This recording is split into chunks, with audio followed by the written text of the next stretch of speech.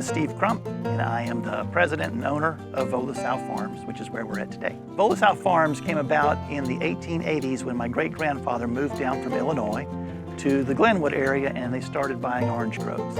And then over time, they added to it, and then more family members kept it going, and now I'm the fourth generation. Volusia is about 200 acres here in Volusia County, and then we still have the original family farm that we still farm in LaSalle County, Illinois. The name Volusia is an amalgamation of Volusia for the Vo and LaSalle for LaSalle County, Illinois. So it's the two counties put together. So our main crop has traditionally been citrus, and we did everything: oranges, grapefruit, tangerines. We were transitioning away from that, and now we're doing much more vegetables in addition to citrus. My favorite thing I like growing is citrus. Without a doubt, I prefer to grow that. But I haven't had much success in the last couple of years. The citrus acreage is actually reducing. We actually have less because of citrus greening disease. Right now, we're currently down to about 40 acres in production. Citrus greening disease is a virus disease specific to citrus, but it's all types of citrus. So lemons, limes, tangerines, grapefruits. Every citrus can be infected by it. The insect that spread it is called the Asian citrus psyllid. So it's an invasive. It arrived, I think, about 15 or 16 years ago to the state of Florida, and with it came the virus disease, citrus greening disease, and now it is endemic. Almost every tree that's grown outside will be infected. Citrus greening is that widespread that it is considered, every tree grown outside is considered infected. 2 years ago now, we planted trees inside what we call a screen house. So this is a post and cable structure covered with a fabric net, and the net, it goes over the top and down the sides and is buried into the ground.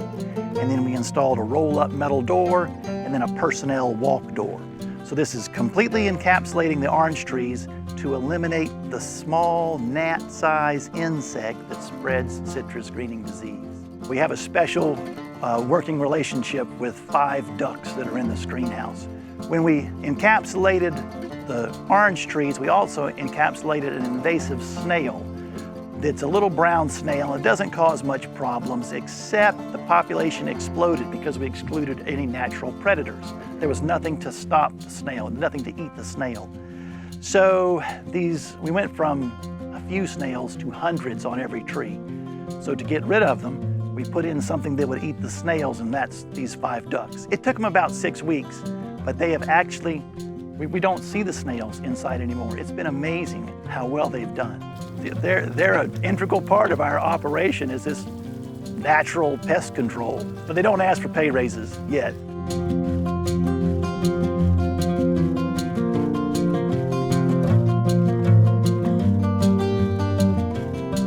These are fresh from the tree.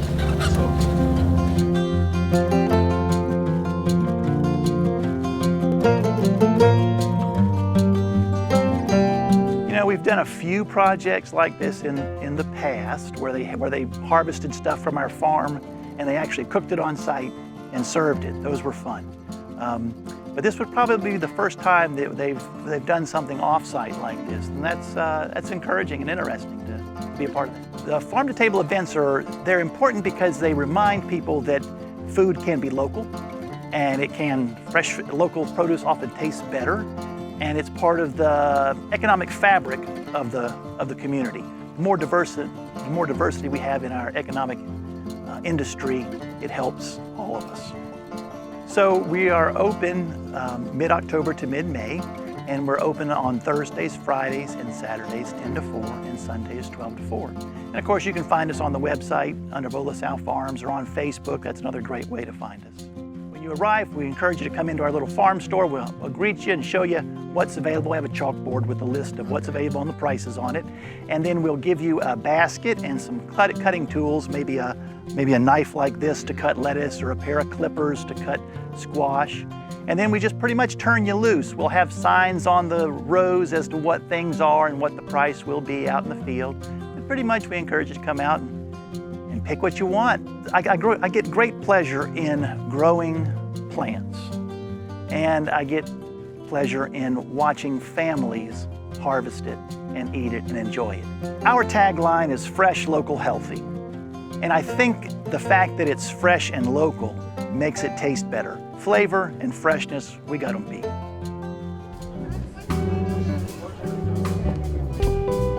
I'll tell you what. So when you see the chicken served, Chardonnay.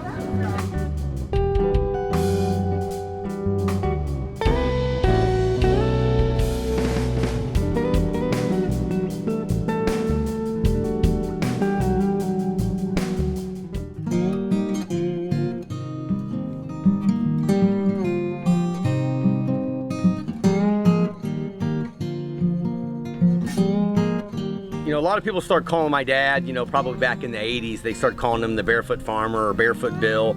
And everybody, I assume, out in this community, which there used to be about 50, 60 family farms out here, you know, during the, 30s, 40s, 50s, 60s. And so I think in those days, everybody probably farmed barefoot just because, people didn't wear shoes as much. My uncle didn't wear shoes till he was a senior in high school. My dad didn't wear shoes till he was in 8th grade to school. But when you're out there working in the fields, it's really challenging to work in and out of plants and walk in mud and all kinds of different conditions with shoes on, and then go to the barns and try to wash things. I mean, they just become covered in mud and dirt, and they become too cumbersome. Plus sometimes you can't feel plants or feel cucumbers with your feet when you're picking. So it's just better, easier just to farm barefoot because it's almost impossible to wear shoes out there. And so, my dad showed up at the farmer's market with those shoes on, and people start calling him the Barefoot Farmer. So we just, it's part of our, sometimes we have a logo that just says Barefoot Farmer, but Barefoot Farmer is a, big part of what we do. I mean,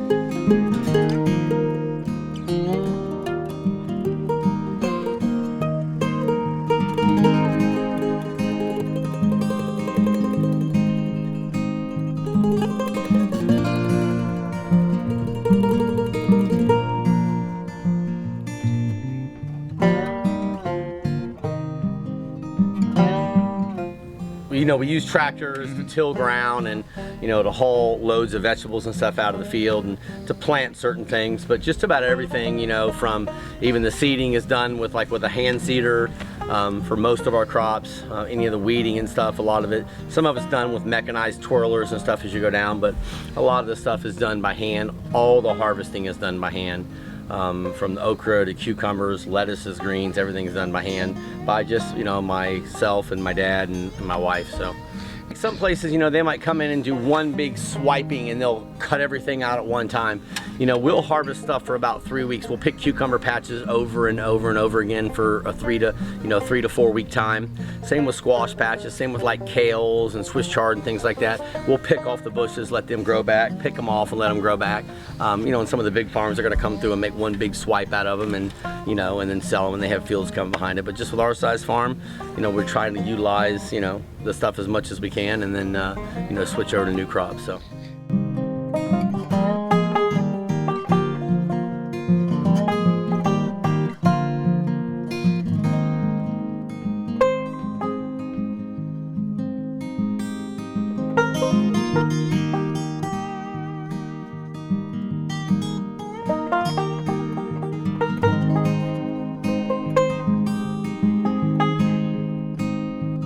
Yeah, so farm to table event, all our greens are coming in right now, like our greens and our radishes. So we're gonna supply some greens, some radishes. We should have some early broccoli, some early lettuces.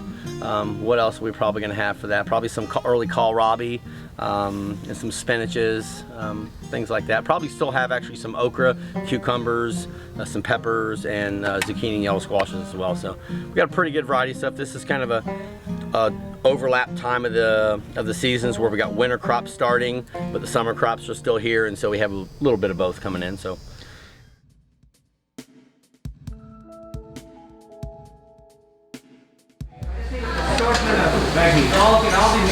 In my opinion, art is universal. It comes in all sorts of forms, as you know. And somebody once told me a long time ago, it's all art. There's good art and there's bad art, but it's all art, all art. So food always comes from somewhere, as you know. It's quite the thing to talk about these days, the journey of food. So when I know the journey of food, as I do in the case of many of these ingredients, it makes me really happy as a chef.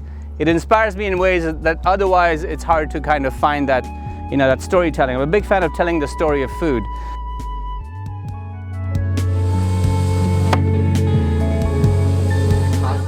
bruschetta on the tables, okay? Which will be probably now, okay? So as soon as Winnie gets utensils, you guys can come out with her, okay? And that's the team. Let's go out here to the table.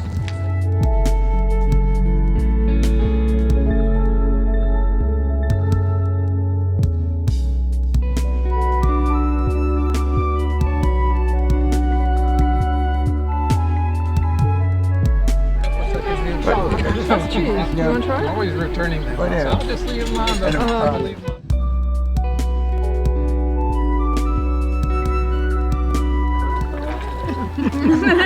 Here, we'll do cheers with water. That won't get me in trouble.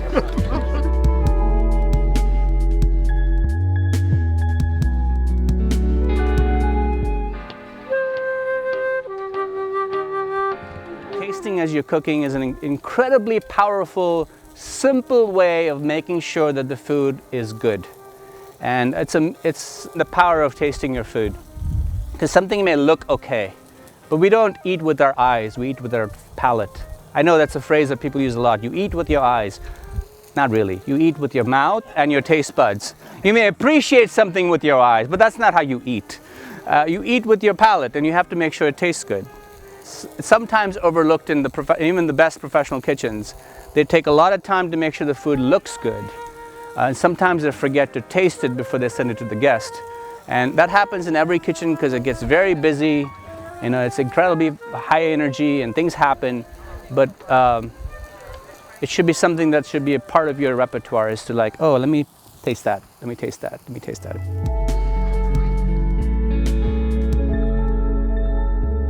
This is more of a family style, so thank you so much. Okay, so see You're welcome. Thank you. Okay, you're gonna have to do something. It's awesome. Okay. Because like I have Chardonnay. Yes.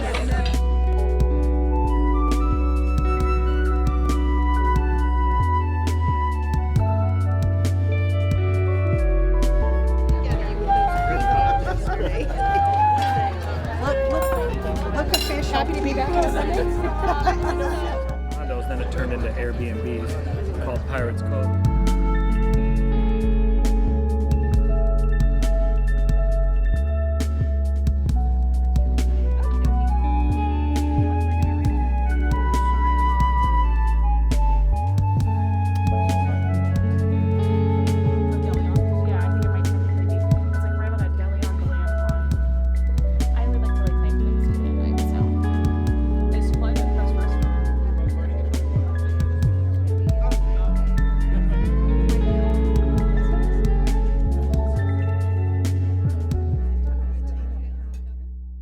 I just want to tell you what I'm cooking and what I'm using to cook.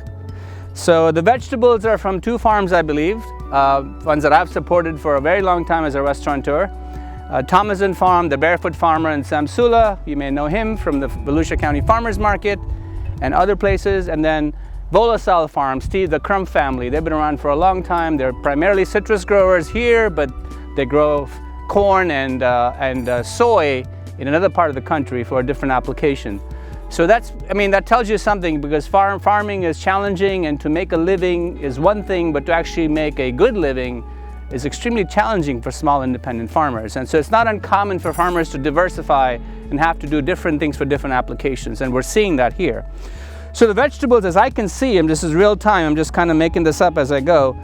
Squash, 2 types of squash, zucchini, there's some candy cane radish. Celery is not really in the ground right now, but of course Central Florida is celery capital of the world, as you know, so that's not a stretch. Peppers growing from Volusia, citrus of course, and then some fresh herbs. I have thyme and basil.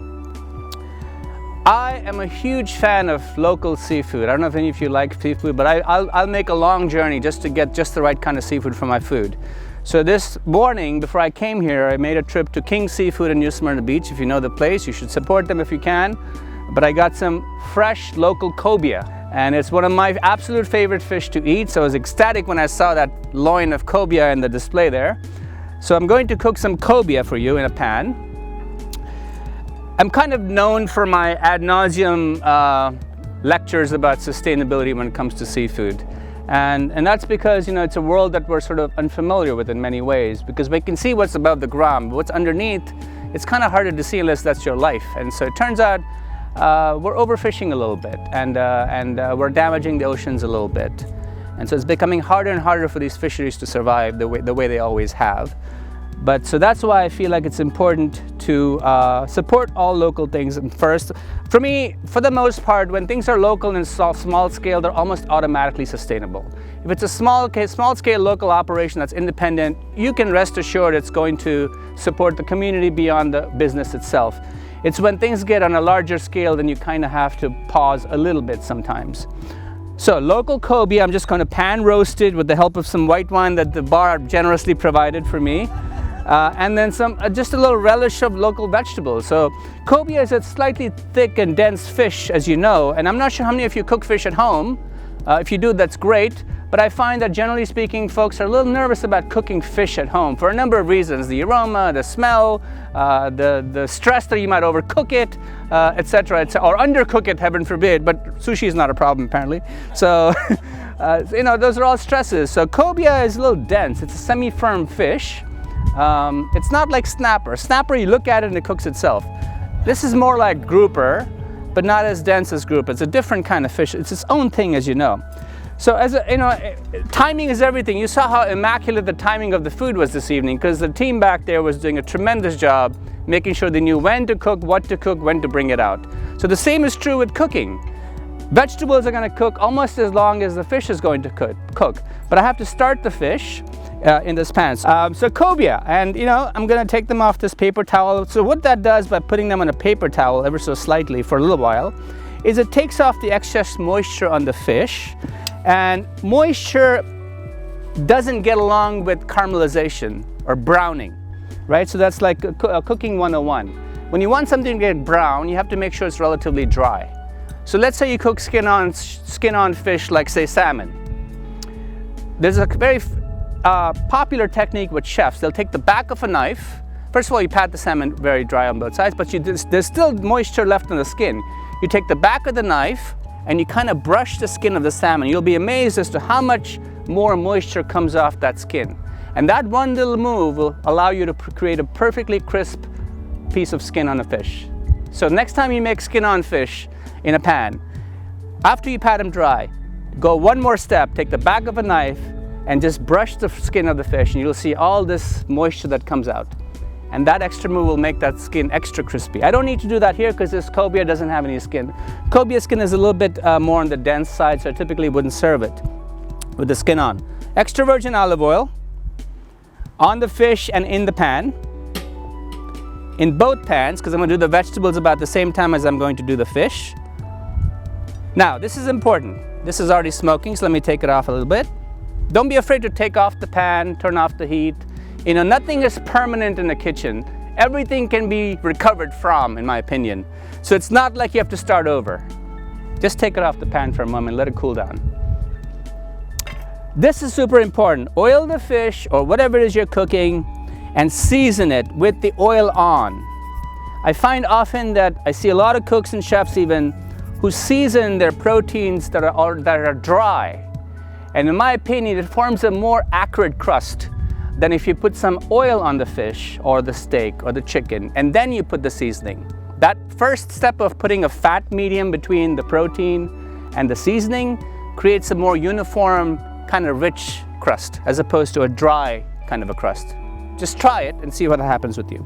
So I don't need a lot on this fish because there's a lot of other things going on here. Now let me jack it up. Okay, so that's doing its thing. I'm not going to worry too much. I'll have to cover this because typically I would finish this fish in the oven.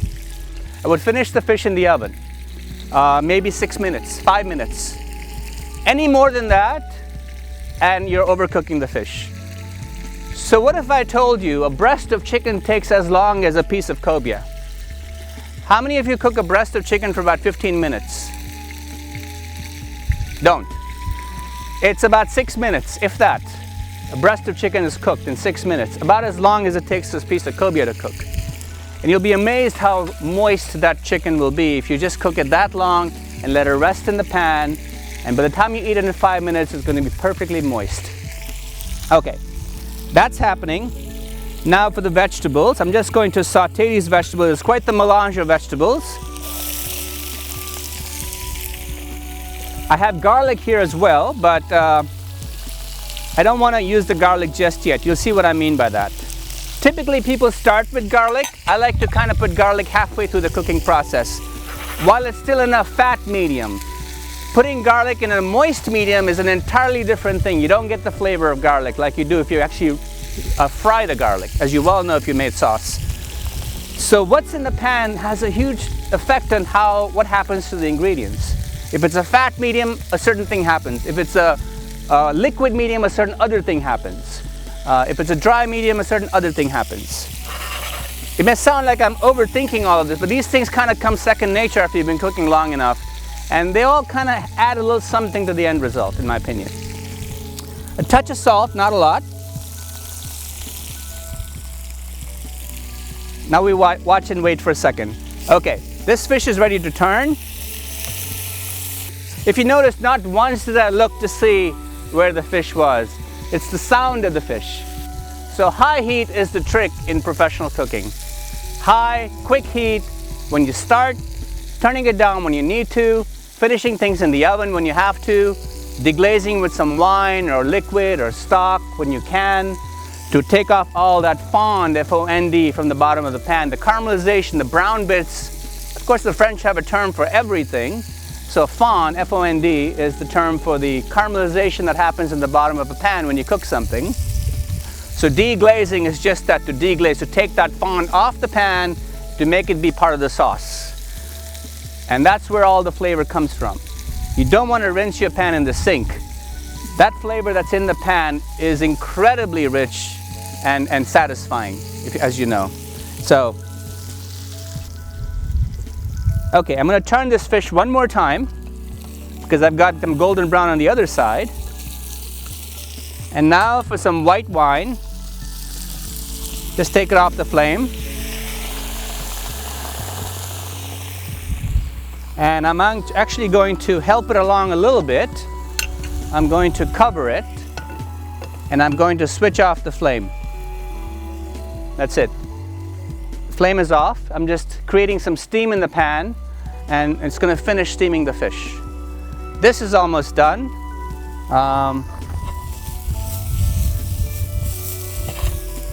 I'm ready to plate this dish actually. I'm going to squeeze some fresh lemon on top. You know this is going to taste good, right? Fresh vegetables, wine, fresh herbs, citrus, fresh local fish.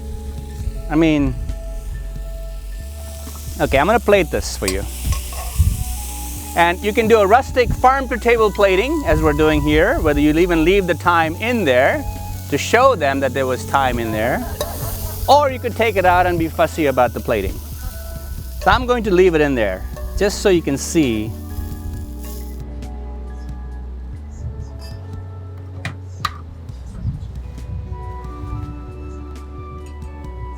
Now here's a little trick.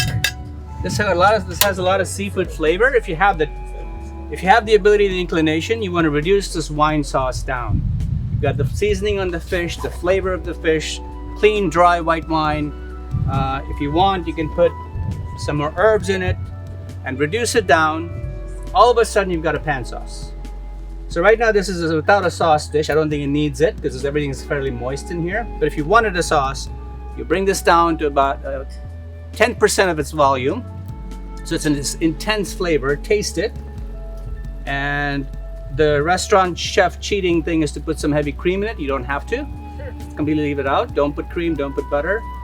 And this is a completely, dairy-free dish. It's not necessary. Looks tasty, right? Yes. Beautiful. I very much enjoy what I do. We look forward to getting up in the morning and coming and do this. I really like growing things and I like seeing people eat it.